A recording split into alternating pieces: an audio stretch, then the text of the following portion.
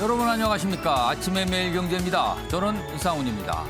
이번 주말부터 다음 주까지요. 전국에 비가 계속 내린다고 합니다. 사실상 가을 장마인 셈인데요.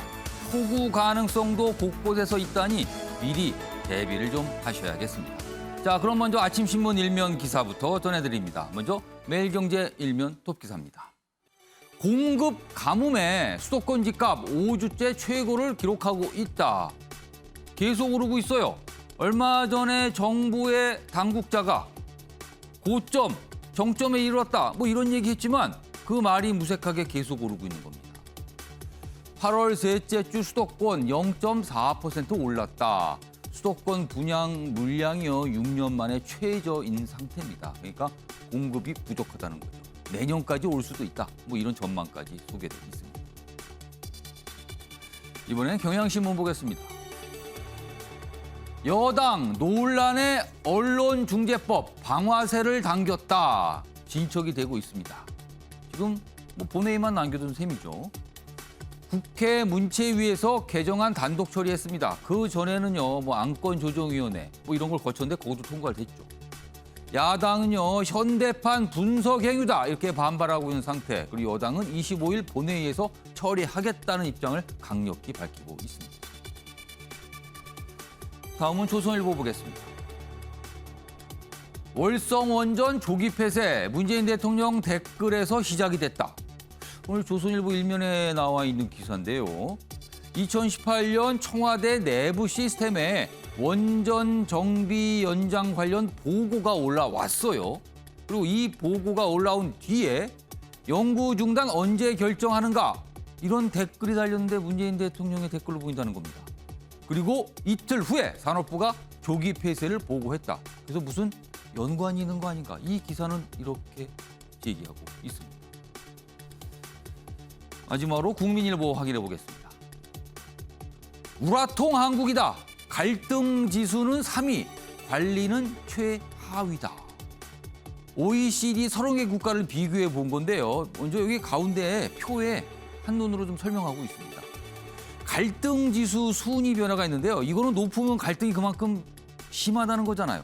2008년에 우리나라가 4등이었어요. 이것도 높은 편이에요. 그런데 2016년에 보니까 3위로 올라갔다는 거죠. 갈등이 점점 심해지고 있다라고 볼 수 있습니다. 그리고요, 밑에는 갈등 관리 지수입니다. 이거는 사실 높으면 관리를 잘하고 있다는 건데 이건 순위가 낮아요. 우리나라가 2008년에 29위, 근데 2016년에는 27위. 뭐 여전히 높다라는 거죠. 그래서 갈등 지수는 높고 관리 지수는 낮다. 뭔가 사람들끼리 굉장히 우라통, 으르렁대는 경우가 많다. 뭐 이런 별명입니다. 자, 지금까지 일면기사 짚어봤고요. 오늘도 뉴스의 의미를 풍부하게 읽어주시기 위해 네 분께서 자리하셨습니다. 한 분씩 소개해드리겠습니다. 먼저 윤경호 MBN 논설위원 자리하고 계십니다. 그리고 그 옆에는 김관호 계명대 교수 나와 계시고요. 세 번째 자리에는 이종훈 시사평론가 자리하셨습니다. 그리고 마지막으로 최진영 변호사도 나와 계십니다. 안녕하세요.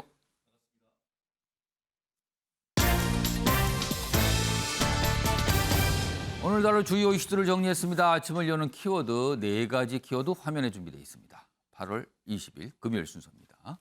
먼저 첫 번째 키워드는 닮은 꼴하고 물음표가 있죠? 그러니까 닮은 꼴일까 이런 뜻이 되는데요. 최근에 여당에서 굉장히 분란이 좀 있었죠. 경기관광공사 사장 내정자 둘러싸고 논란이 있었는데요. 오늘 새벽에요. 이 황교익 씨가 자진 사퇴하겠다 이런 입장을 본인의 SNS상에 올렸습니다. 그런데 그 전까지 나타난 모습을 보고 이재명 경기지사와 황교익 씨 어떤 스타일상에서 좀 비슷한 거 아니냐 이런 얘기가 정치권에서 나옵니다. 오늘 좀 준비돼 있고요. 두 번째 키워드는 자신감입니다.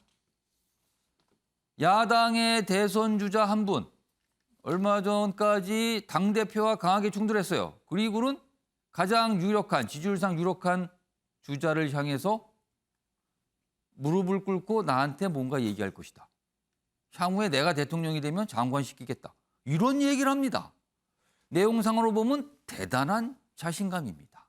자, 어떤 배경이 있을지 분석해 볼 예정이고요. 세 번째 키워드는 도망치곤 발뺌.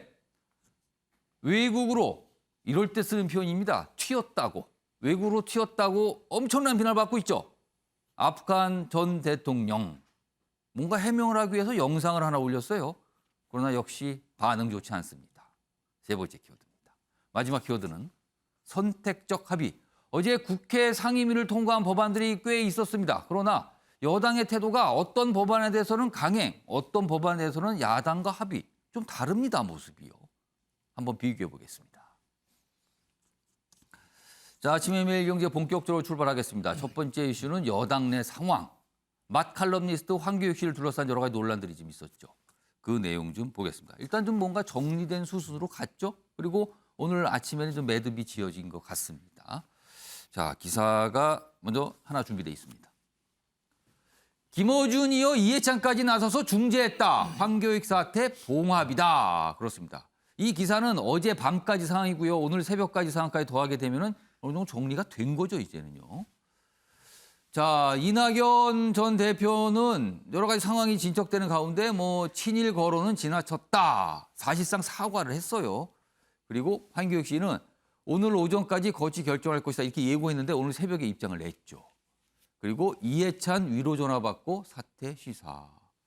그리고 김어준 씨도 라디오 방송을 통해서 뭔가 뭐 사과 조치 이런 거 필요하다. 이런 얘기를 합니다. 그 이후에 뭔가 빠르게 진행이 됐죠. 다음은요. 시작점과 전개사항을 좀 보여주는 뭐 말풍선인데요. 다음 화면 좀 보겠습니다. 이렇게 좀 시작이 됐죠. 처음에 이낙연 캠프의 신경민 상임 부위원장이 일본 얘기를 하는 거죠. 황교익 씨 관련해서 일본 음식에 대해서는 굉장히 높게 평가하고 한국 음식은 뭐 아류다, 뭐 카피란 것이란 식의 멘트를 많이 했다. 이거 보니까 도쿄나 오사카 관광공사에 말릴 것이다. 이렇게 얘기하면서 시작이 됩니다. 그러자 이 얘기에 대해서 황교익 씨가 강하게 반발하죠. 친일 프레임이다. 이낙연은 일본 총리나 하라. 이렇게 받아칩니다. 그리고 이 얘기가 굉장한 논란이 된 거죠. 이낙연의 정치적 생명을 끊는 데 집중하겠다. 여당 내부가 발칵한 겁니다. 이 얘기로. 그리고 대통령 할애비가 와도 내 권리를 내놓을 생각이 없다. 이렇게 강경한 입장이었는데 어제 이해찬 전 대표 그리고 뭐 김어준 씨 등등등 여러 가지 얘기를 합니다. 그러면서 뭔가 수순이 좀 풀려갔죠. 자, 그럼요. 이와 관련된 영상 뭐 여러 인물이 등장합니다. 연속해서 들어보겠습니다. 이 한국 사회는 유명인들이 정치인 지지를 하거나 정치 의사를 표현하면 죽이려고 하는 사회예요. 네. 미국에서는 무슨 시상식 같은 데에서 유명인이 나와서 대통령 당신 부끄러운 줄 아세요? 뭐 이렇게 이야기해도 그분 직업적 생명 있잖아요. 그대로 유지합니다. 네. 한국에서는 그냥 누구 지지한다라고 발언만 해도 네네. 그 사람의 생존과 인격을 짓밟는 네. 아주 미개한 맞습니다. 사회예요. 지금 현재까지만 보더라도 황교익 리스크는 이재명 후보에게 굉장히 부담이 되는 것이고요. 네. 예기치 않은 지금 대형 악재가 터진 것으로 저는 보고 있습니다. 이걸 더 이상 방치할 수가 없는 것이죠. 제가 만약에 이재명 지사라고 그러면은 네. 임명철에도 저는 결심을 할 것 같습니다. 어쨌거나 이재명 후보를 도우고 있는 한 사람으로서 예. 제가 이게 뭐 어떤 위로가 될지 모르겠지만은 이낙연 후보님께 어떤 제가 대신 이유 불문하고 사과를 드리겠습니다.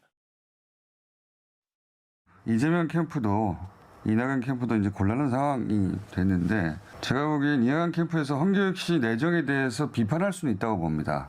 그건 인사 문제. 친일 프레임을 건 것에 대해서는 사과하고 내정에 대한 비판은 유지하는 선에서 이낙연 캠프가 물러서야 제가 보기엔 정리가 되는데 대표님 캠프에서 친일 프레임을 먼저 꺼내들었다고 공식적인 사과를 요구한 상황이 됐죠. 저희 캠프의 책임 있는 분이 친일 문제를 거론한 것은 지나쳤다고 생각합니다. 네 명의 인물이 등장하는데 분위기가 조금씩 달라지고 있죠. 그리고 수수로 갑니다. 그리고 영상으로 소개 안 됐지만 이해찬 전 대표가 황교익 씨에게 연락을 해서 여러 가지 설명을 하죠. 뭔가 위로를 했다. 뭐 이렇게 소개되고 있습니다. 그러면서 분위기가 바뀐 거죠. 그래서 오늘 새벽에 이렇게 SNS에 글이 올라왔습니다. 직원들에게, 그러니까 경기관광공사 직원들에게 폐해 끼치고 싶지 않다. 소모적 논쟁을 하며 사장으로 근무하는 건 무리다. 그만두겠다. 폐해를 끼치기 싫다. 다만 이 글에서는요, 정치인에 대한 약간 불만도 여전히 표시를 좀 했습니다. 이런 상황으로 갔습니다. 자, 이종훈 평론가. 이 사안에 대해서 여러 가지 관점이 있는데요. 앞서서 소개했던 기사는 이해찬, 김어준 두 인물이 나서면서 뭔가 정리가 됐다. 약간 이렇게 보는 시각이 있습니다. 이거 어떻게 보세요? 네, 뭐 그 부분도 뭐 어느 정도 영향을 미치긴 했을 거다라고 좀 보는데요.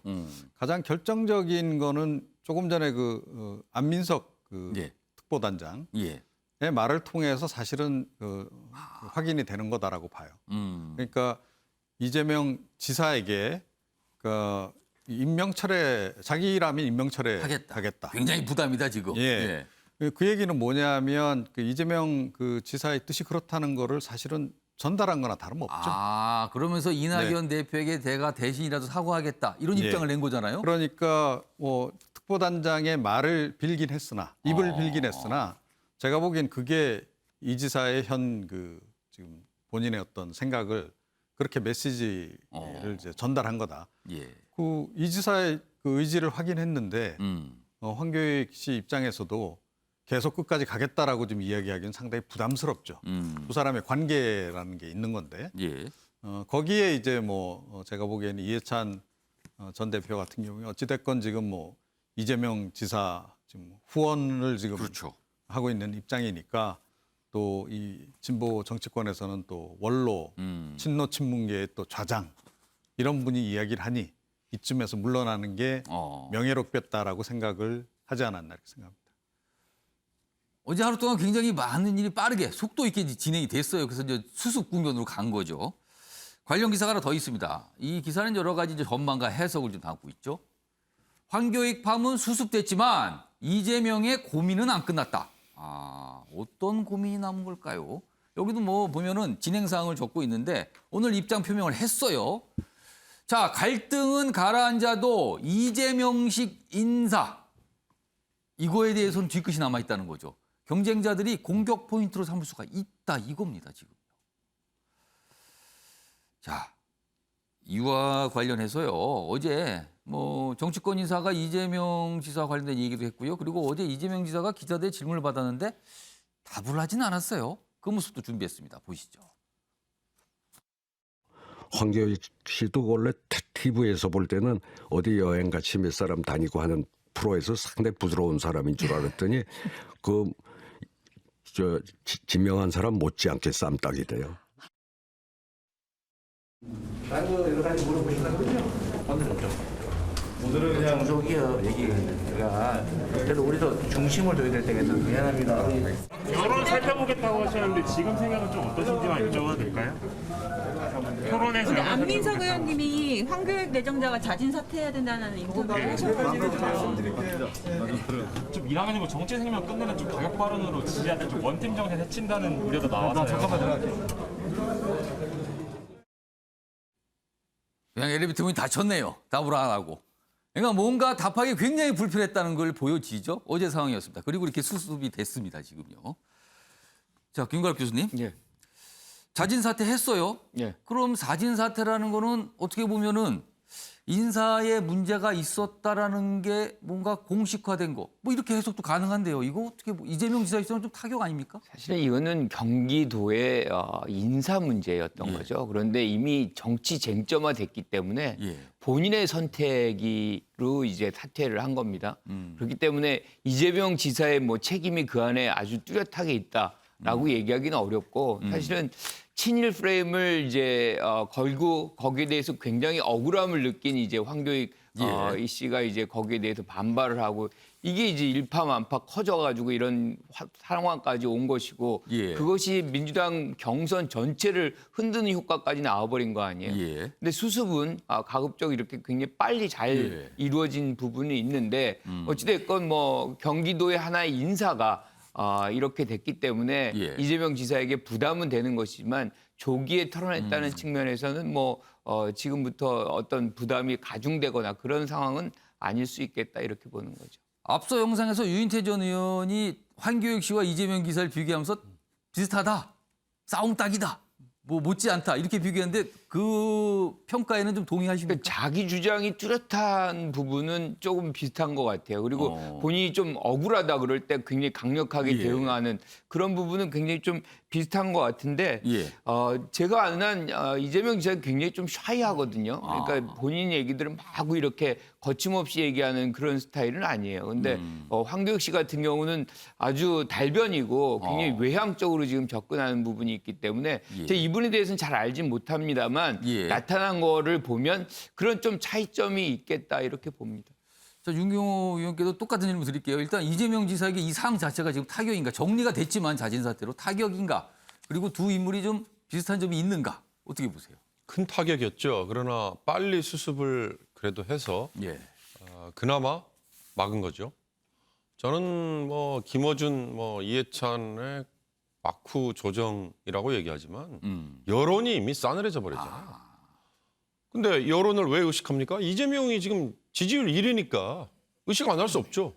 이재명의 모든 결정 하나하나는 저 사람이 나중에 대통령 되고 나서 그대로 다시 또 반복될 거고 투영될 것이다라고 지금 생각할 거 아니에요.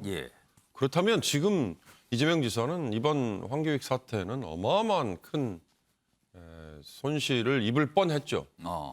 뭐 예를 들어서 경기도의 문제인데 왜 중앙에서 나서서 관여하느냐부터 시작해서 그럴 수 있는 사안을 이미 지나버렸어요. 황교익 씨는 중요한 건 처음에 황교익 씨가 지명이 된 건 아마 유명세 덕분이었을 거예요.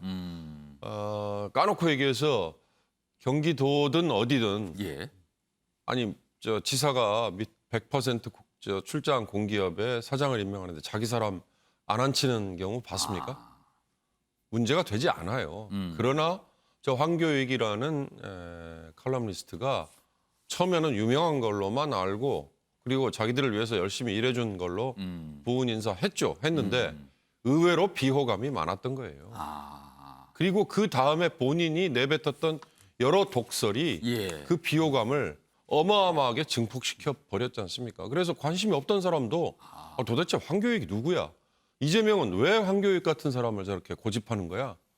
이렇게 된 거죠. 그러니까 이재명 지사한테 엄청난 부담으로 왔다는 거네요. 그게 이거 어마어마한 부담 아니었습니까? 지금 다른 모든 사안이 다 덮여버렸지 않습니까?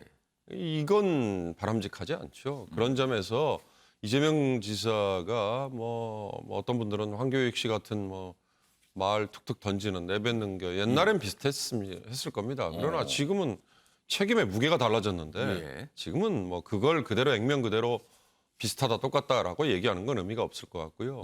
이번 사태는 이렇게라도 해서 이번 주를 넘기지 않고 빨리 정리한 게 100번 잘했다.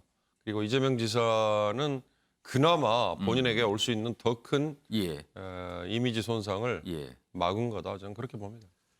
그러니까 이재명 지사, 대선 주자로서의 이재명 지사, 그리고 당 전체, 지금 경선이 진행 중이는 당 민주당 전체에 올 수 있는 파장과 충격을 어제 굉장히 서둘러서 좀 정리한 것이다. 뭐 이런 평가를 올리는 데도 많이 있습니다. 일단 악재였는데 그 악재를 빠르게 좀 정리했다. 뭐 이런 평가도 나오고 있습니다. 자, 그런데요. 다음 기사 하나 더 소개해드리겠습니다. 이낙연 후보 캠프에서 새로운 문제 제기를 좀 하고 있어요. 또. 이천 쿠팡 불이 난 날 이재명, 황교익 떡볶이 먹방을 찍었다. 이게 무슨 소리예요, 이게? 이게 지난 6월 17일 경기도 이천에 있는 쿠팡 물류센터인데 엄청난 화제였잖아요. 정말 비극이었습니다. 자, 근데 이게 벌어진 날 저녁에 여기 보면 경남 마산에서 황교익 씨와 먹방 유튜브를 촬영했다. 이런 게 또 뒤늦게 지금 또 주목을 받은 거예요. 보겠습니다. 아래로 좀 더 설명하고 있습니다. 이재명 오전엔 김경수 만난 후 저녁에는 황교익과 맛집 돌며 촬영을 했다. 여야에서 다 지금 쓴소리가 나와요. 아니 지금 상황이 이런데 이게 어울리는 그때 당시 일정 행보였습니까? 라고 다시 문제 제기를 하는 거죠. 그리고 당일 행보를 소명하라. 뭐 이런 요구까지 합니다. 이낙연 후보 캠프에서도 이런 걸 강하게 좀 얘기하고 있죠. 자, 그러자 이지사 측 설명을 합니다. 화재 실시간으로 보고받고 다음날 일정 취소하고 바로 돌아왔다. 예상하지 못했지만 다 챙기고 있었다. 이런 취지의 또 설명을 하죠. 또 새로운 전선인가요? 이게 또 나타났습니다. 자, 그럼요. 여기서 이 기사에 다루고 있는 이제 이른바 이제 먹방 유튜브 영상 뭐 어떤 거였는지 영상으로 좀 짧게 확인해 보겠습니다. 온 거야. 오고 왜 찢었냐고. 그 사람 이재명이 저 민주당 지금 우리가 떡볶이 시켜놓고 이 가래떡은 안 먹고 지금 오목만 먹고 있어요. 걔는 눈치 보여서 서로 못 먹고 있는 응. 이게 마산 오면 6.25 떡볶이 와서 한번 드셔보세요. 이게 독특한 맛이 아주 제가 이상하다 표현하는 게 맛이 아주 특이해요. 턱이 특이해요. 턱이 특이합니다.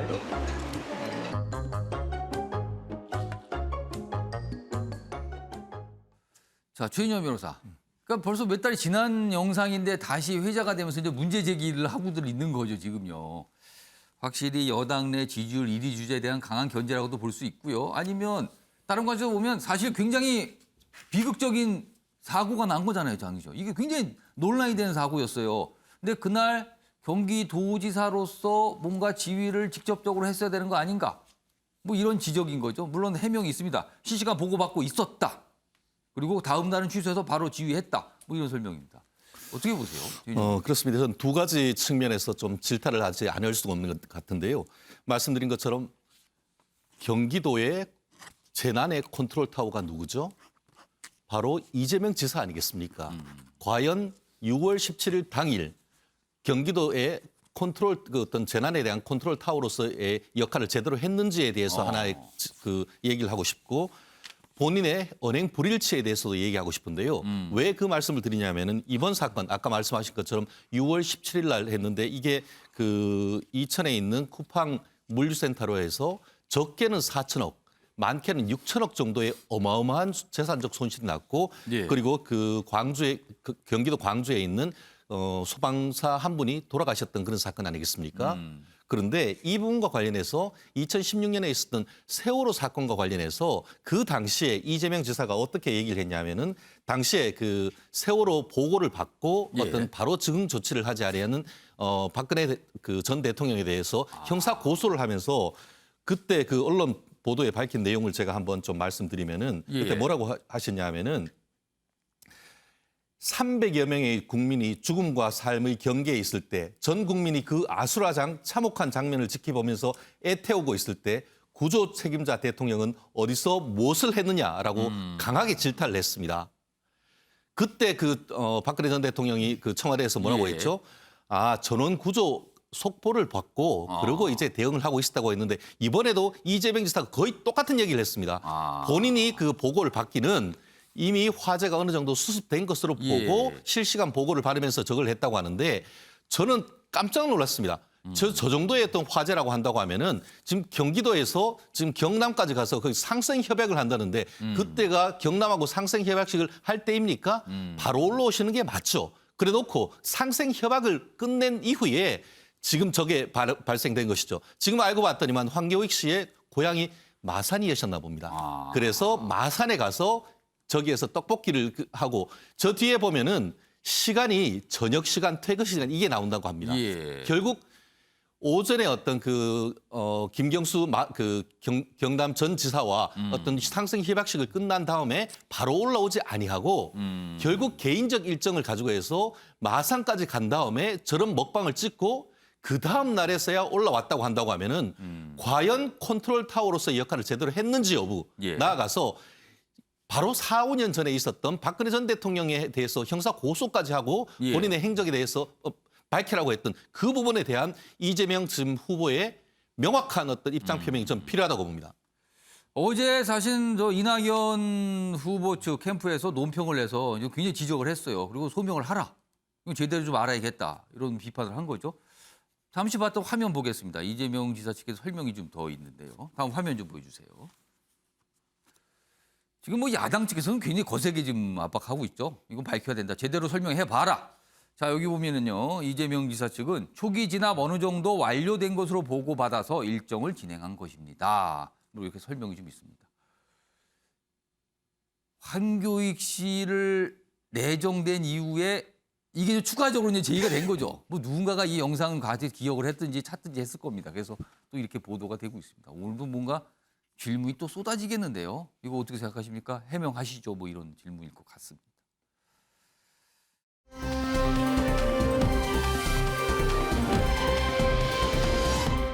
다음은 야당 상황 좀 가겠습니다.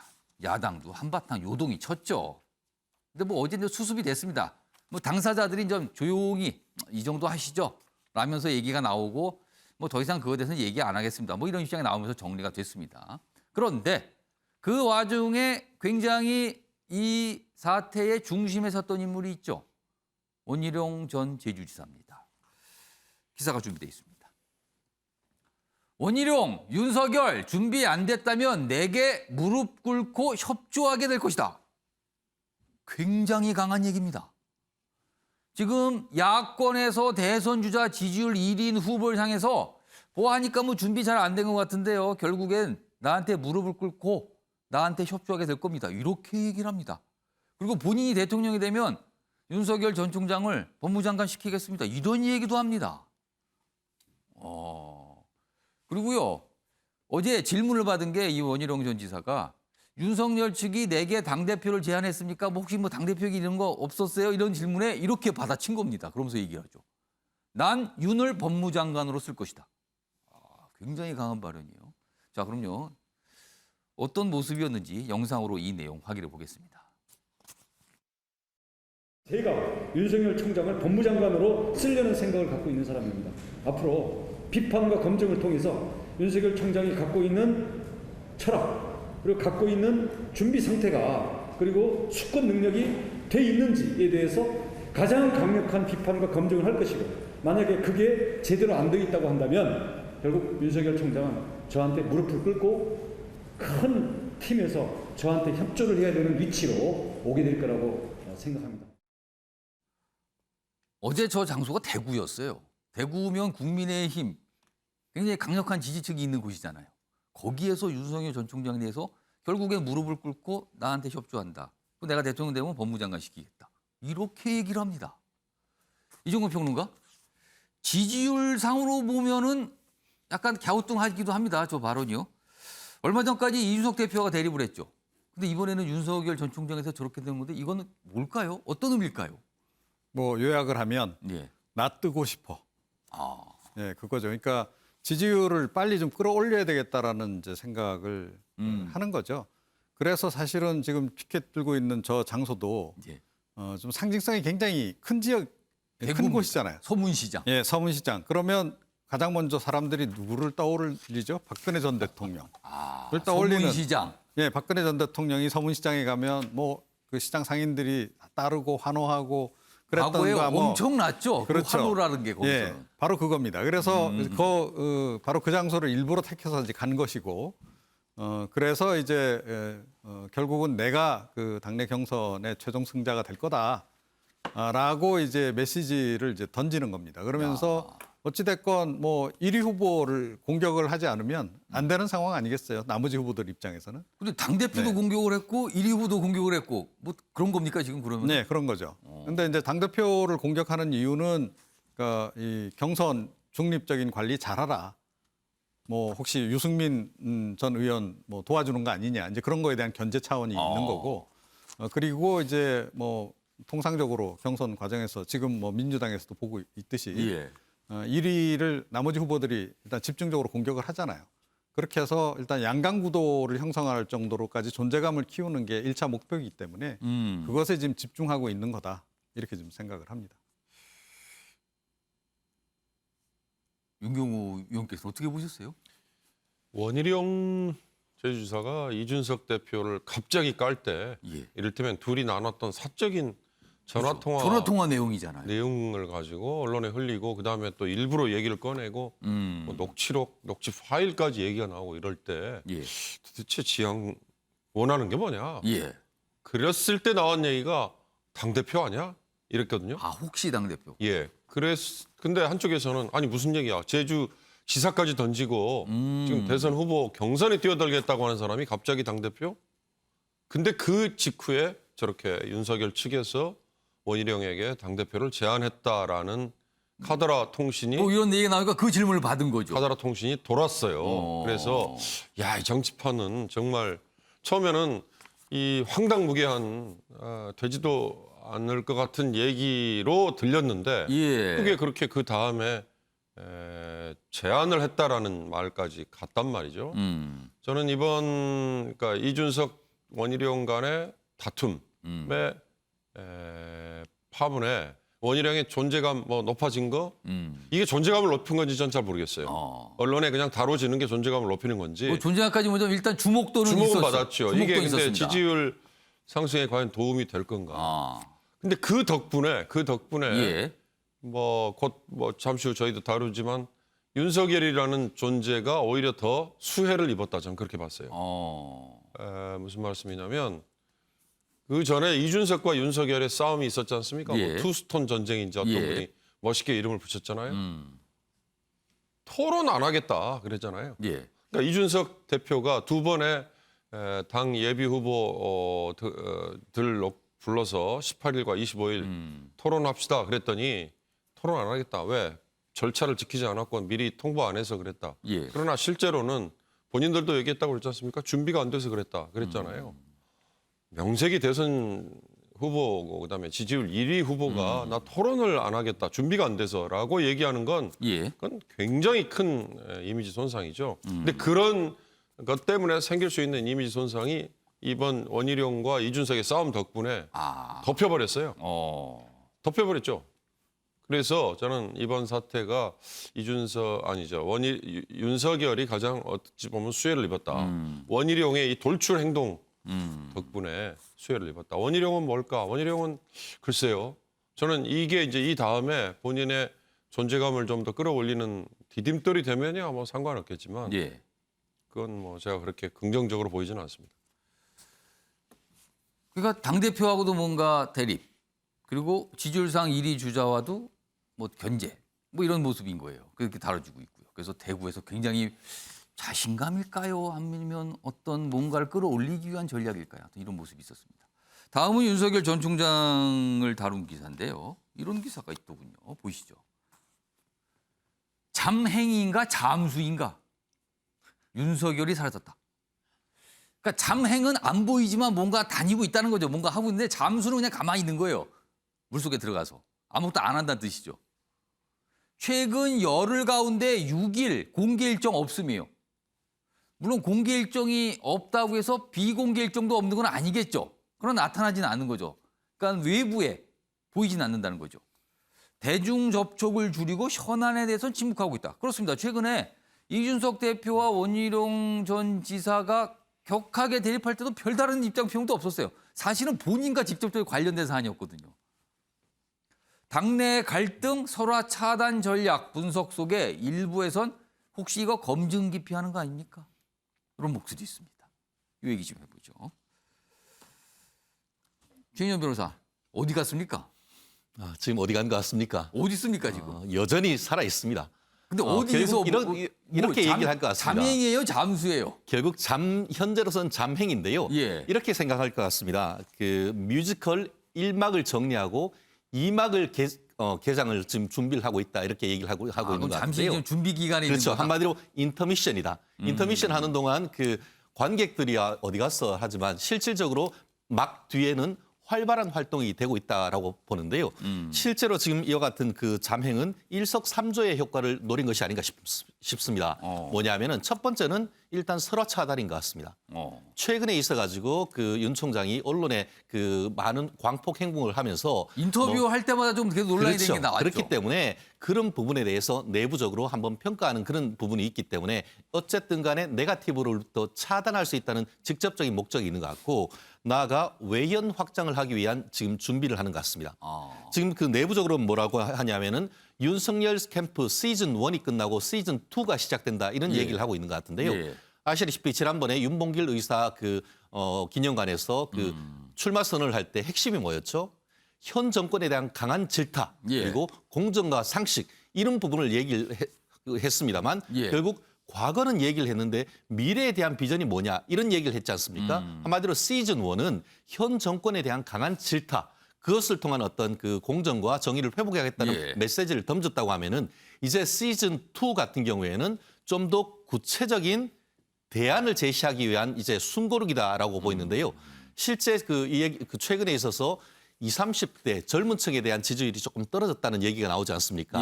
그러다 보니까 요즘 MZ 세대라고 하는데 그걸 MZ를 민지다라고 해서 민지야 부탁해 뭐 이런 식으로 해서 20, 30대 젊은 층을 공략할 수 있는 나름대로의 어떤 어떤 준비를 하고 있는 그 기관의 숨고르기가 있고 나아가 최근에 중도층 좀 확장하려고 하는 노력이 있는 것 같습니다.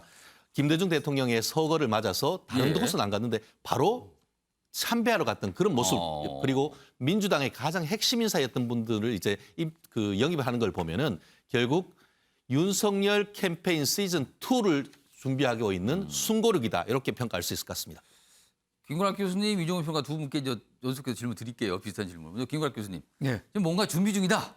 표도 확장하고 이거 준비 중인데 한편으로 봐서는 그동안 사실은 인터뷰 등등을 통해서 설화가 계속 이어졌잖아요. 그 설화에 대한 부담 때문에 당분간은 아무 얘기 안 하는 게 더 낫다. 혹시 이런 판단을 했을 수는 없을까요? 그것도 포함이 돼 있다고 봐요. 굉장히 혼란스러웠잖아요. 그래서 새로운 어떤 전략을 가져와야 되는데 뚜렷하게 뭔가 준비된 게 없는 것 같아요. 그러다 보니까 나올 수 있는 그런 기회를 포착하지 못하고 있는 것이고 전번에 신지호 실장이 탄핵 얘기하고 그때 발언 이후로는 사실은 행보가 거의 없어요. 뭐 아마 뭐 내부적으로는 움직이고 모습은 있겠지만 있었지만 구체적으로 또 현안에 대한 얘기를 그렇죠. 메시지는 나온 게 없습니다. 예. 마지막이 이제 김대중 대통령 12주년 기념 참배하는 거 뭐 그런 부분이고 또 캠프 차원에선 호남 인사 옛날 민주당 인사들 몇 분이 이제 영입되는 지금 대표적으로 지지율이 이제 하락하는 측면이 어디냐면 호남과 중도층이거든요. 그런데 이 부분을 막지 않으면 안 되다 보니까 호남 인사들 영입하는 것 같은데 중도층도 마찬가지고 전략이 좀 저는 몇 명의 인사를 영입하고 또 뭐 그런다 그래가지고 갑자기 지지율이 올라가거나 그런 일은 없거든요. 그런데 지금 윤석열 전 총장이 했던 행보는 사실상 명망가를 만나는 것에서 한 발자국도 벗어난 적이 없어요. 그러니까 뭔가 본인의 어떤 정책, 본인의 어떤 정치상 뭐 이런 것들을 제시하면서 나를 지지해달라 뭐 이런 것은 없고 두 가지죠. 뭐 예컨대 현 정부를 비판하는 것, 뭐 그리고 사람들 만나는 것. 그 이상의 것이 없는 거죠. 그러다 보니까 지금 제시할 수 있는 게 없다 보니까 나올 수가 없는 것. 그러니까 딱 준비가 안 됐다는 것을 여실히 보여주고 있다 이상의 얘기를 하기가 어려운 거예요. 그렇지 않으면 이 굉장히 빨리 돌아가는 이 대선 국면에서 여기서 6일 뭐 며칠 동안을 잠행을 한다, 잠수를 한다. 이것은 대선 후보들은 대부분 그렇게 하지 않거든요. 이게 금쪽 같은 시간들인데 이거를 낭비하고 있다는 생각을 지울 수가 없는 거죠. 그거는 준비가 안 됐다. 이렇게 평가할 수 있을 거예요. 자, 이종훈 평가. 그렇다면 지금 무엇을 현안에서 말하기보다는 공부를 하는 시간이다. 뭐 이렇게 봐야 됩니까, 그럼? 윤석열은 벼락치기 공부 중. 아, 지금? 네. 과목은 토론. 아, 토론 공부를 하고 있다, 지금? 네. 그러니까 얼마 전에도 논란이 이제 바로 그것 때문에 이제 일기도 했는데 그러니까 시간을 좀 벌긴 했잖아요. 그죠? 그다음에 이제 토론회 아니고 일단 뭐 하더라도 발표회. 그렇죠. 발표 정도로 해서 시간을 좀 번 셈이죠. 그러면 이제 토론은 그 뒤로 이제 미뤄진 거죠, 더. 시간을 벌긴 했으나 이게 또 하루아침에 되는 게 아니잖아요. 그러니까 제가 보기에는 지금 굉장히 벼락치기 열공 중일 것이다. 뭐 스타일 전문가의 조언을 받고 있다, 뭐 이런 얘기도 들리고요. 그런 분들의 조언도 받겠지만 이제 토론도 이제 훈련을 시키는 과정이 있으니까 이제 그 훈련을 아마 받고 있지 않을까. 그것도 아주 지금 굉장히 강력한 강도로 지금 받고 있지 않나 이렇게 생각합니다. 그러니까 25일 비전 발표, 그러니까 정책 발표회죠. 뭐 이런 거에서 모습도 나타나야 되고 9월 넘어가면 토론이 쭉 잡혀 있거든요. 지금 시작이 되는데 그거에 대비해서 이종훈 평론가의 설명을 빌리면 벼락치기 토론 공부를 하고 있다 지금. 뭐 이렇게 보셨어요 지금. 이런 기사도 있습니다.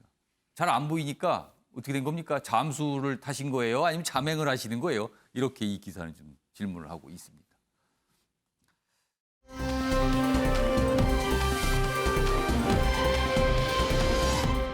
자, 다음 주제는 아프간 얘기 좀 해보겠습니다. 뭐 많은 나라들이 걱정 그리고 고민 뭐 그런 겁니다 지금요. 물론 남의 나라 얘기는 합니다만은 이게 지금 요새 전 세계가 코로나19에 보셨지만요 한 곳에서 벌어진 일이 순식간에 다른 곳에 다 영향을 주는 상황입니다 지금. 먼저 아프간과 관련된 첫 번째 기사입니다. 먼저 사진 보실까요? 이 사진 많이 알려졌죠. 벌써 지난 16일입니다. 미군 수송기 미군 수송기가 이륙을 했는데 그때 이륙 당시에 많은 아프간 국민들이 이 수송기 쪽으로 가서 막 타고 그랬죠. 여기에 600명이 넘는 인원이 타서 인근 국가에 내려줬는데 그 당시에 이 비행기에 타지 못하고 바퀴 부분에 매달려서 이륙을 같이 했던 아프간 국민이 있었어요. 지금 여기 보시죠. 2명입니다. 이륙한 뒤에 떨어지는 모습이 이렇게 카메라에 담겨 있습니다. 굉장한 비극입니다. 그런데요. 이 두 아프간 국민이 누구일까가 밝혀진 겁니다. 미군 수송기 매달렸다 추락한 2명, 10대 형제로 보인다는 겁니다. 10대 형제. 친척은 형 시신은 수습, 동생은 못 찾았다. 탈레반 아래 자유 잃을까 두려워했다. 이 형제요 같이 과일 장사를 하면서 모친을 봉양했던 형제랍니다. 그런데 이렇게 같은 날 비극을 맞은 거예요. 아프간이 처해 있는 상황을 단적으로 보여주는 사례일 수 있습니다. 자, 다음 기사는요. 아프간 국민들 이렇게 어려운 상황에 놓여 있는데요. 이 나라의 국정을 이끌었던 대통령 도망갔죠. 글쎄요. 각국에서 도망간 것에 대해서 너무 많은 비난을 하니까 아마 뭔가 입장을 내야겠다고 생각하다 봅니다. 다음 기사입니다. 아슈라프 가니 아프간 전 대통령입니다. SNS상에 영상을 한 9분짜리 영상을 올려요. 뭔가 말을 하는 영상, 설명을 하는 영상. 근데 지금 아랍에미리트에 체류하고 있답니다. 어디 갔나 했더니 여기가 있어요. 체류 가니 대통령 돈 챙기지 않았다. 발뺌을 하는 얘기를 한다는 거예요. 그러면서 본인이 머물러 있었으면 뭐 비극이 발생했고 뭐 과거에 대통령이 교수형 당하는 걸 국민이 봐야 되는 슬픔이 있다. 뭐 이런 설명들을 합니다. 그리고요. 이렇게 뭐가 알려진 뒤에 미국 국무부 장관이 가니 대통령에 대해서 얘기합니다. 더는 아프간 인물이 아니다. 이거는 그냥 당신은 이제 아무 관련이 없는 사람이야. 이런 뜻이잖아요, 지금. 자, 그럼요. 이 아프간 전 대통령이 올린 영상 어떤 내용인지 좀 요약을 했는데요. 확인해 보겠습니다. من قصد فرار و جلاوطنی ندارم. فعلا در امارات هستم تا از خونریزی و فاجعه جلوگیری شده باشد. من با یک پیراهن و تنبان، یک واسکت و یک جور جبلی مجبور به ترک وطن شدم. 그러면서 뭐 돈 안 가져갔어요. 근데 지금 증거이 나왔잖아요. 차 내에다 꽉 채워서 헬기에 실었는데 공간이 없어서 버리고 갔다고 일본 또. 윤경호 의원님. 한마디 해주시죠. 전 예정돼 있던 일입니다. 가니 대통령은 아프간 국민이 뽑은 국민의 대통령이 아니고 미국이 만들어 놓은 과도 정부의 꼭두각시 정부를 대표하는 대통령이에요. 그러니까 저 사람의 이해는 미국과의 관계밖에 없어요. 그러니까 미국이 2001년 9.11 테러에 당하고 그해 10월에 바로 아프간을 침공을 하죠. 그리고 가서 수렁에 빠지기 시작하지만 2004년부터 아프간 과도정부를 만듭니다. 예. 그때 과도정부 수반이 카르자이라는 미국과의 석유 업무 관련해서 라비스트를 했던 사람을 세워놓고 10년간 과도정부 대통령을 이제 시켜요. 그리고 2014년부터 이 가니 대통령이 뒤이어서 지금 올해까지 했죠. 예. 아프간 사태는 이제부터 차근차근 아마 왜 이렇게까지 갔느냐가 나오겠죠. 아프간이 가지고 있는 여러 역사 뭐 이런 것도 있지만 제가 보기에는 미국의 대외 정책의 전형적인 실패입니다. 이건 공화당과 민주당을 가릴 계제가 아니고요. 예. 물론 시작은 공화당이 했어요. 예. 그리고 발을 뺀 건 지금 바이든 정부 민주당이 뺐어요. 그러나 웬디 셔먼 국무부 장관이 저렇게 얘기한 것처럼 저런 얘기를 할 자격이 사실은 미국은 없죠. 왜?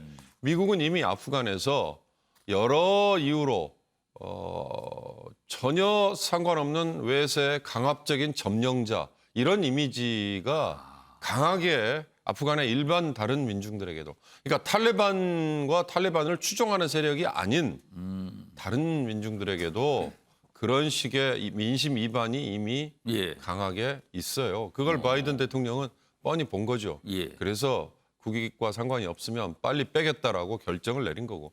가니 대통령의 저런 행태는 아프간 국민이 만약에 뽑은 대통령이라면 비난받아 마땅하죠. 물론 저 자체도 비난받아 마땅합니다. 그러나 저 사람은 미국과의 이해관계, 미국과의 자기와의 관계 이거밖에 관심이 없는 사람이기 때문에 사실 이건 예견됐던 일이죠.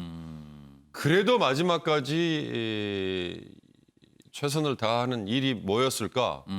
결국 아프간은 지금 내전 상태 아니겠어요? 탈레반과 정부군 간에. 그렇다면 이 내전에서 패배를 했더라도 지금의 정부 쪽에 섰던 사람들에게 벌어질 수 있는 학살과 살육과 처벌을 최소화할 수 있는 협상을 가니 대통령은 그건 했어야지. 끝까지 했어야죠. 그게 제대로 된 모습인데 그것조차 기대할 수 없었던 것은 가니가 바로 이런 미국의 이해관계 때문에 내세워졌던 과도 정부의 수반이었기 때문이다. 저는 그렇게 보고 있습니다. 이 기사 내용 좀 더 보겠는데요. 영상에서도 아까 나왔지만 설명한 거죠. 왜 떠났는가? 아까 그랬잖아요. 떠나고 싶지 않았다 그랬는데 떠났다 그랬잖아요. 왜 떠났냐면 아프간 시민들은 대통령이 교수형을 당하는 걸 또다시 보았을 것이다. 이런 비극을 막기 위해서 떠났다. 굉장히 어렵게 얘기하죠. 죽기 싫다는 거잖아요. 그냥 살고 싶었다. 그래서 도망갔다는 거를 아주 어렵게 얘기합니다. 국민 얘기를 하면서. 자, 반면에요. 압둘라 살레 제1부통령은 남아 있습니다. 그리고요, 이 인물은 본인이 가니 대통령이 떠났으니까 본인이 대통령 대행을 하고 있다. 그러면서 끝까지 저항하겠다. 저항군을 모으겠다. 이렇게 밝힙니다. 아무래도 내전상으로 갈 수도 있을 듯합니다. 지금. 김광락 교수님, 어떻게 보셨습니까? 이미 내전이었어요. 오랜 내전에서 유혈 사태는 계속 이루어졌던 것이고 그래서 가니 대통령이 유혈 사태를 막기 위해서 내가 떠날 수밖에 없었다라는 얘기는 있을 수 없는 얘기죠. 그건 그냥 본인이 살기 위해서 도망갔다라고 얘기하면 되는 것이고 지금 이미 이제 이거는 뭐 지금 말씀하셨지만 예견돼 있는 부분입니다. 지금 미국이 여기에 투자한 돈이 투입한 돈이 100조 원이 훨씬 넘어요. 그러니까 아프간 전쟁 때까지 포함된다 그러면 훨씬 더 많은 돈이 들어갔고 아프간 군대를 사실 양성을 했어요. 그래서 굉장히 강력한 군대가 분명히 존재합니다. 그런데도 이걸 갖고서 써먹지도 못하고 도망간다는 거는 원래부터 의지가 사실상 없었다라고 얘기할 수밖에 미군이 제공한 무기가 정부군 손에서 탈레반으로 넘어갔다는 얘기도 있어요. 팔았다고? 그렇죠. 과거에 이제 소위 이제 장개석 군대가 국민당 군대가 공산당 군대에게 무기 팔아먹었듯이 그런 어떤 행태들이 여기에 자행되는 그 정도의 기강이 없는 그런 사회였던 것이죠. 그래서 그런데 이제 중요한 거는 탈레반이 이 아프가니스탄 민중의 어떤 지지를 받는 부분도 분명히 있거든요. 그러니까 그런 부분들을 상당히 그 20년 동안 어떻게 보면은 이제 탈레반 정권이 진입하지 못하게끔 어떻게 보면 이제 정책들을 잘 이제 했다 그러면 민심도 얻을 수 있고 탈레반에 어떻게 다시 부각할 수 있는 그런 기회를 억제했을 텐데 이런 어떤 소수의 권력자들이 자기들의 이익만을 계속 탐하는 이런 장면들이 계속 이어지면서 사실상 민심을 못 얻은 것도 지금 이 상황에서 어떤 결과에 연관이 충분히 있다라고 볼 수밖에 없습니다. 그래서 이 아프간의 어떤 국민들은 더 어려운 상황으로 직면될 수밖에 없는 그런 내전이 계속 길어지는 것이고 여기에서 탈레반의 과거 경험을 볼 것 같으면 굉장한 학살이 있거든요. 여성에 대한 어떤 뭐 이 교육이라든가 일자리 뭐 이런 거는 완전히 이제 금지하는 그런 부분들이 있기 때문에 아마 국제사회가 이것을 그냥 놔두게 될지 그리고 그 비난은 오로지 미국에게 갈 수밖에 없어요. 그래서 미국은 어떤 국익 차원에서 굉장히 이제 사실상 이제 줄어들었기 때문에 우린 철수한다 뭐 이렇게 얘기를 하지만 거기에 파묻어뒀던 그 20년간의 엄청난 돈 그리고 그것을 떠남으로 해서 받았던 그 민중들의 어떤 괴로움 이런 부분들의 책임이 분명히 미국으로 갈 수밖에 없는 부분이 있다 이렇게 보는 거죠. 미국이 아프간에서 개입을 했는데 이게 수렁이니까 거기서 발을 뺀 거예요. 근데 일은 좀 더 복잡해지는 것 같습니다.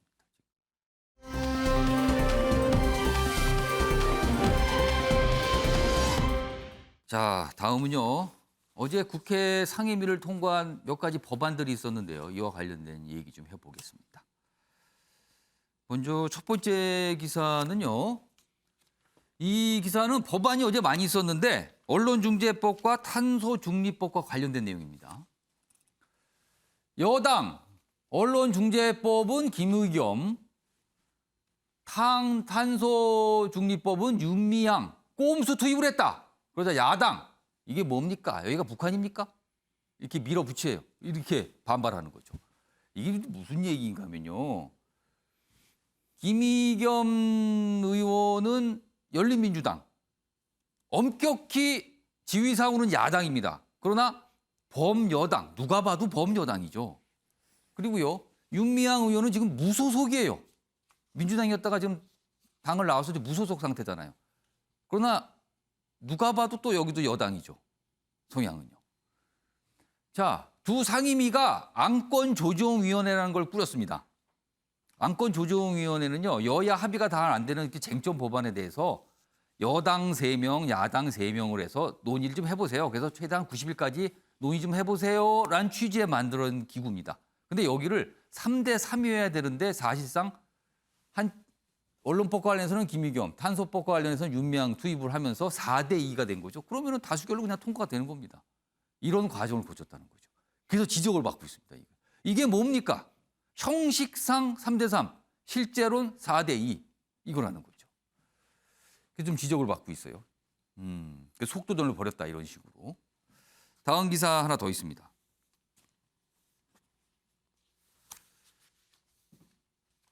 이 기사를 보기 전에요. 앞서서 2가지 법안 소개해드렸는데 어제 야당에서 굉장히 반발하는 모습도 있었거든요. 그렇다면 어제 국회 상황부터 좀 확인해 보겠습니다. 민주당을 규탄한다! 규탄한다! 규탄한다! 규탄한다! 언론재갈 진실을 빼 민주당을 규탄한다! 규탄한다! 규탄한다! 규탄한다! 코로나 방역지 침상 소속 의원님만 들어가시기 이게 무슨 코로나 방역지 침상? 회의는 공개하게 돼 있잖아요. 비공개 결정 안 했잖아. 이게 무슨 북한이에요, 북한? 재석 16인 중 찬성 9명으로 가결되었음을 선포합니다. 어제 저게 문체위, 상임 중에서 문체위 사항이고요. 또 환노위에서는 또 이 탄소법과 관련된 처리가 좀 있었습니다. 다음 기사 하나 더 보겠습니다. 어제 종부세법도 상임위를 통과를 했거든요. 종부세 과세 기준이 9억에서 11억으로 완화됐다. 원래 여당에서는 정부와 논의 중에서 상위 2% 이렇게 적용한다 했는데 이게 그동안 지적을 참 많이 받았거든요. 이게 무슨 이 비율로 이렇게 법을 적용하는 게 있습니까? 그래서 논란 끝에 이건 버리고요. 지금 9억인 기준을 11억으로 높인 거죠. 그럼 어떻게 보면 종부세 적용 대상을 좀 완화했다고 볼 수 있습니다. 어제 기재위를 통과했습니다. 그리고 25일 본회의 상정 예정인데요. 그런데요, 이 법안은요, 여야 합의를 통해서 통과했습니다. 다음 기사입니다. 당정 오락가락 부동산 정책 여당 단독 처리 부담의 종부세는 야당과 합의를 했다. 이 기사는 이렇게 지적하고 있습니다. 그럼 앞서서 봤던 언론중재법, 탄소중립법과는 다른 거예요, 모습이. 법안 처리가 되긴 됐지만은. 자, 이 얘기 좀 해보겠습니다. 최인용 변호사, 약간 두 모습이 달라요. 이건 뭘까요? 한마디로 대선을 앞두고 표 계산이 딱 들어있다 이렇게 평가를 할 수 있을 것 같습니다. 아시다시피 조금 전에 말씀드렸던 그 언론중재법이라든가 탄소중립법 이 부분과 같은 경우에는 특히 그 문재인 대통령의 이른바 언론개혁 그리고 또 탄소중립선언 이런 부분과 관련해 가지고 여당 지지층이 강력하게 미는 부분입니다. 여당의 최대 관심인 법안. 그렇죠. 그리고 지지층들이 강력히 요구하는 법안. 그렇죠. 이 부분에서 만약 후퇴를 하게 된다고 하면은 현재의 여당을 지지하는 분들의 어떤 그 지지 철회 같은 것들이 있을 수 있는 부분입니다. 그렇기 때문에 설령 그 어떤 보수층에서 상당히 반발한다 하더라도 이 부분에 있어서는 두 법을 강행한다 하더라도 본인들의 지지율에 플러스가 될 것이다라고 생각했는 반면에 좀 전에 얘기하시고 있던 이 부동산 정책에 대해서 뭐 오락가락한다고 하지만 종부세와 관련해 가지고는 결국 현 민주당을 지지하고 있는 중도 세력에 대한 어떤 호소 이런 부분으로 본다고 하면은 충분히 이 부분에 대한 민주당의 어떤 입장도 충분히 해석할 수 있는 것 같은데요. 말씀드렸듯이 언론법과 탄소법은 기본적으로 그 왼쪽에 있는 분과 중도에 대한 호소를 해서 표를 가지고 오겠다는 그 전략이 그대로 담겨 있고 지금 그 부동산 정책과 관련해 가지고는 중도, 좌파, 우파 할 거 없이 전부 다 지금 굉장히 비판적인 입장이고 특히 어떻게 보면은 그 강남에서도 상당히 서울에서도 이제 현 정부를 지지하지만 부동산 세금이 너무 많다라고 하는 분들이 굉장히 많기 때문에 이 부분에 있어서는 조금 물러난다 하더라도 오히려 중도 세력을 가지고 올 수 있다는 이런 게 있다 보니까 이 부분에 있어서는 그 야당 측에 못 이기는 척하면서 합의를 하는 이런 모습을 보였기 때문에 결국 보면은 국민을 위한 것이라기보다는 오히려 전체적인 그 어떤 선거를 앞둔 표 계산이 여기에 깔려 있다 이렇게 본다고 하면 오히려 국민들이 해석하기 쉽지 않을까 싶습니다. 김광 교수님, 법안에 따라서 약간 야당을 대하는 태도가 다르게 나타났어요. 어떻게 보셨습니까? 그렇죠. 지금 뭐 이 부동산 세금 문제는 사실 야당이 굉장히 협력하기 좋은 원래부터가 사실 국민의힘 당도 그런 12억까지 사실은 좀 얘기를 했던 부분이기 때문에 쉽게 동의할 수 있는 부분이고 사실은 이거는 뭐 여당이 좀 늦었다. 저는 뭐 이런 생각까지 해요. 왜냐하면 사실 소득은 우리가 이제 뭐 거의 비슷하잖아요. 그런데 갑자기 의도치 않은 뭐 주택 가격이 상승해가지고 세금만 늘어난다 그러면 소득은 그냥 있는데 세금 늘어나는 그런 부분은 국가가 반드시 좀 경감을 해줘야 되는 그런 필요성이 있었던 거죠. 이제 그런 부분을 지금 이제 조치를 한 것이고. 근데 이 종부세법은 사실은 여당 강력한 지지층에서는 좀 굉장히 비판적으로 보잖아요. 이거를 완화시켰다고. 그런데 이제 이 전체가 사실 우리가 종부세라고 얘기를 하지만 많은 국민들은 사실 더 많은 큰 주택, 더 이제 자기도 이제 더 비싼 집 가고 싶어하는 그런 욕망들이 다 있거든요. 그런데 이제 세금을 거기다 많이 부과해 놓으면 그 자체로서 세금을 내지 않는 사람한테도 상당한 부담으로 작용을 해요. 그러니까 그런 어떤 측면에서 경감을 심리적인 차원까지도 고민했다. 뭐 이렇게도 해석할 수 있는 부분이고 지금 언론법이라든가 탄소법은 일종의 수건입법이었거든요. 그러니까 이 부분은 양보할 수가 없고 특히나 이번에 6개 상임위를 야당에게 상임위원장을 줬잖아요. 그러니까 이게 넘어가게 되면 사실은 그렇지 입법이 굉장히 불투명해질 수도 있는 그런 부분들이 있기 때문에 아마 그 이전에 이런 수건입법들을 좀 조속하게 하지 않았을까 뭐 이렇게 봅니다.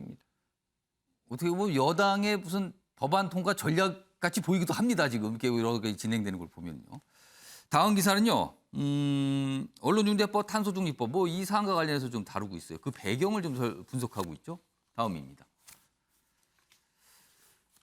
대선 앞두고 지지층 결속 그리고 성과 내기가 급했나 이렇게 돼 있어요. 그러면서 입법을 너무 강행한다 이렇게 지적하는 거죠.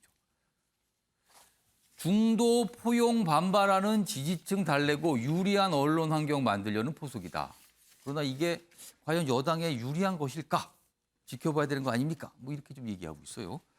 오늘 이종훈 평론가, 그다음에 윤경호 의원 두 분께 질문 드릴게요. 이종훈 평론가, 이 분석 좀 어떻게 보세요? 그러니까 부메랑이 될 법한 그 일들을 특히 문재인 정부 후반기에 와서 너무 강행을 좀 많이 하는 것 같아요. 예컨대 좀 공수처 같은 경우에도 공수처를 지금 만들어 놓고 공수처 수사 대상 1호가 윤석열이 안 되니까 지금 계속 최근에는 공수처 공격을 합니다. 예, 왜 조의원이냐 이래가지고 또 계속 공격을 또 해요. 이런 일이 반복될 가능성이 굉장히 높다라고 저는 생각해요. 그러니까 언론중재법 같은 경우에도 대표적으로 지금 언론에 상당히 지금 제가 보기엔 엄포성 그리고 상당히 부담을 주는 그런 식으로 이제 입법을 이제 진행을 좀 하고 있는 건데 본회의 통과는 아직 안 했으니까요. 그런데 이거 해놓고 나면 본인들이 야당이 되면 아마 또 이와 관련해서 불만을 털어놓을 수밖에 없을 겁니다. 예, 그러니까 사실은 지금 뭐 정의당이라든가 진보 언론단체 쪽에서도 이거 비판하고 있잖아요. 정의당도 반발하고 있죠. 네, 그건 뭐 어떤 경우를 생각하느냐 하면 나중에 민주당이 야당이 됐을 때까지도 이거는 고려를 해야 되는 거거든요. 그런데 그런 거 저런 거를 지금 그 생각할 겨를이 없는 것 같아요. 너무 좀 마음이 급한 거죠. 그리고 이제 빨리 어떻게 됐든 문재인 대통령 성공한 대통령으로 만들고 빨리 정권 재창출하고 이 마음이 너무 급한 나머지 상당히 제가 보기에는 나중에 그 야당이 됐을 때 후회할 법한 그 법안들을 좀 너무 그 무리하게 좀 추진하는 경향이 강하다 이렇게 생각합니다. 윤경호 의원님. 국민일보 제목 중에 성과 내기라는 게 있는데요. 임기를 마치기 전에 처음에 뭐 공약이었든 아니면 5년 동안 하겠다고 내세웠던 목표였든 그걸 나는 끝냈다. 이건 뭐 기록용인지 아니면 자화자찬용인지는 모르지만 그거에 너무 지금 급급한 거 아닌가. 여기서 보니까 성과 내기 여기에 좀 너무 매달리고 있는 거 아닌가? 예, 아까 김관옥 교수님께서 그 수건 입법이라는 표현을 하셨어요. 예. 그게 같이 연결되는 개념이죠. 예, 그러니까 언론 개혁 반드시 이 정권이 해야 될 수건 과제입니다. 이렇게 얘기하고 있잖아요. 검찰 개혁 반드시 해야 됩니다. 뭐 공수처 만들었고 기소 독점하는 거 어찌됐든 뭐 깼습니다. 뭐 이런 건데 좋습니다. 그러나 중요한 건 이 언론개혁법도 언론중재법이죠. 언론중재법도 그렇고 그다음에 탄소중립법도 그렇고 자칫 잘못하면 이해 당사자들, 수요자들 그리고 소비자들 다 얽혀 있는데 이들과 실제 법이 지향하는 바가 따로 노는 이중 구조가 생길 가능성이 커요.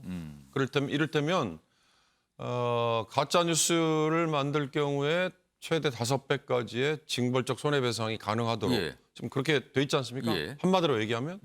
근데 가짜 뉴스를 어떻게 판별을 할 것이냐. 그다음에 그 가액 산정은 어떻게 할 것이냐.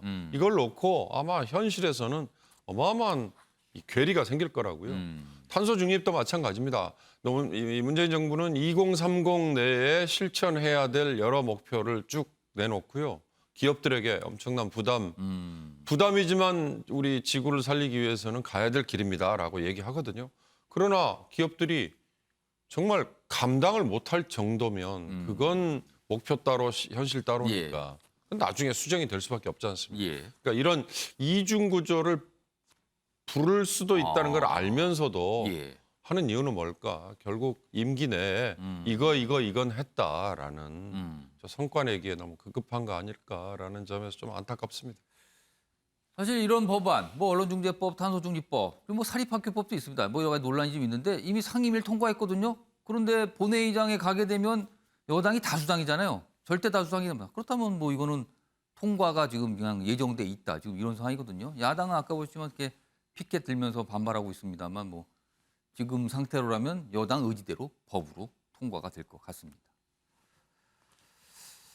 다음은 사회 분야 기사 좀 하나 보겠습니다. 어제 뭐 재판도 좀 열리고요. 뭐 그런 걸 다룬 기사인데요. 병원 CCTV를 500번 돌려보고 모든 증거 초 단위로 정리했다. 묻힐 뻔한 의료사고 어머니가 법정에 세웠다.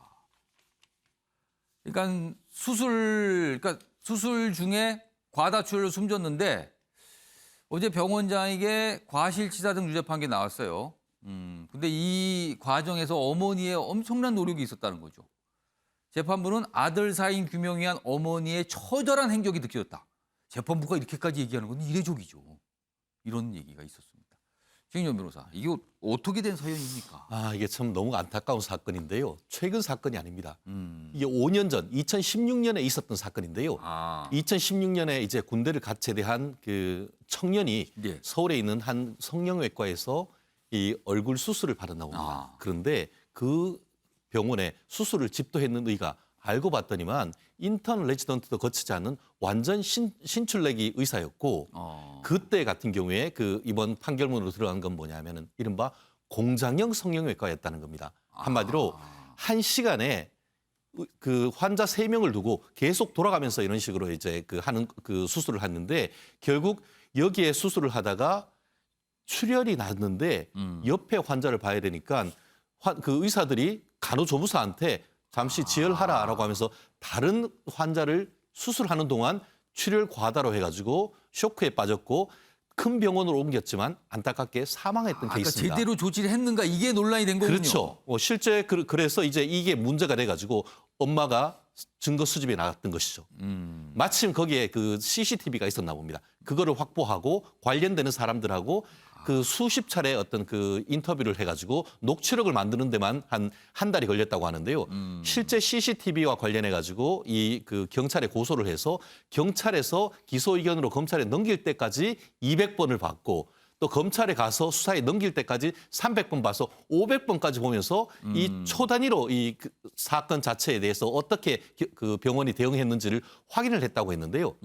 결국 검찰이 이 그 업무상 과실치사 혐의로 해서 재판에 넘겼고 검찰 같은 경우에는 업무상 과실치사에서 가장 어떤 구형이 높은 7년 6개월을 구형을 했는데 그게 재판에 넘긴 게 2019년이었습니다. 근데 그로부터 재판을 거의 3년에서 이번에 실형 3년을 선고하면서 법정 구속했다는 것인데요.